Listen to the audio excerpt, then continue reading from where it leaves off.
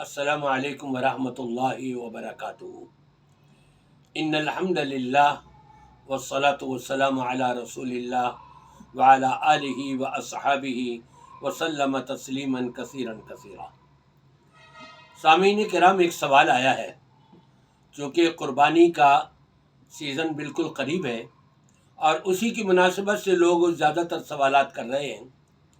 एक सवाल ये आया है कि हमारे पास, हमारे पड़ोस में या हमारे जानने वालों में या दोस्तों में किसी ने गोश्त भेजा हमारे पास क़ुरबानी का, लेकिन हम देखते हैं कि वो मुशरिक है, वो बिदाती है, वो शिया है। क्या ये गोश्त हम रख सकते हैं, इस्तेमाल कर सकते हैं, या हमने क़ुरबानी करी हम उनके यहाँ अपना गोश्त भिजवा सकते हैं? देखिए, बात यह है, शरीयत ने ये बताया है, जो जानवर अल्लाह के नाम पर ज़िबा किया जा रहा हो, बिस्मिल्लाह अल्लाहु अकबर कह के ज़िबा किया जा रहा हो, वो ज़िबा करने वाला चाहे कोई भी हो। आपको मालूम होना चाहिए ये कि कसाईयों की अक्सरियत नमाज तक के नहीं पढ़ते, और उनमें कितने मुशरिक होंगे, कितने उसके अंदर शिया होंगे, कितने और दूसरे तीसरे होंगे, बिदात करने और खराफात करने वाले होंगे। अगर बिस्मिल्लाह अल्लाहु अकबर कह के ज़िबा करने वाले ने ज़िबा किया है, वो हलाल है, आपके पास आ रहा है, आप खुद भी खा सकते हैं और दूसरों को भी दे सकते हैं।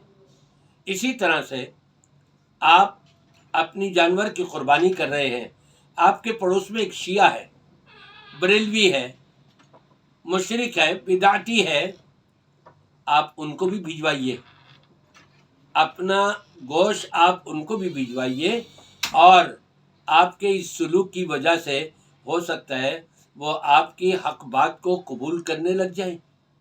एहसान करेंगे तो इंशाअल्लाह ताला अल्लाह से दुआ भी करेंगे और उनके लिए कोशां भी होंगे उनको हक की दावत देने में।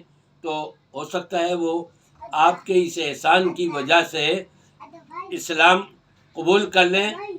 ऐन मुमकिन है आपके इस एहसान की वजह से, इस सलूक की वजह से, और उनके साथ आप मेहनत भी कर रहे हों हक की तरफ दावत देने के लिए, तो बहुत मुमकिन है कि वो हक को कबूल कर लें और उन खुराफात से और शिरकिया और बिदआत से वो अपने आप को महफूज कर लें।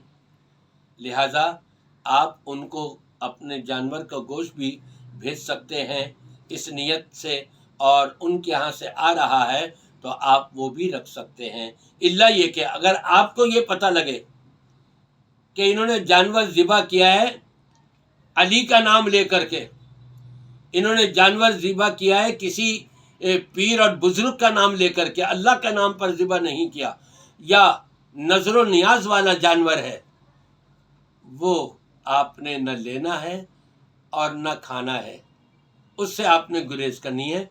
जो भी अल्लाह के नाम पर ज़िबा किया जा रहा है, बिस्मिल्लाह अल्लाहु अकबर कह करके किया जा रहा है, और उसका बिदआत और खुराफात और शिर्क से कोई ताल्लुक़ नहीं है उस ज़िबा के अंदर, तो आप वो उसको इस्तेमाल कर सकते हैं, कोई मुज़ायक़ा नहीं है।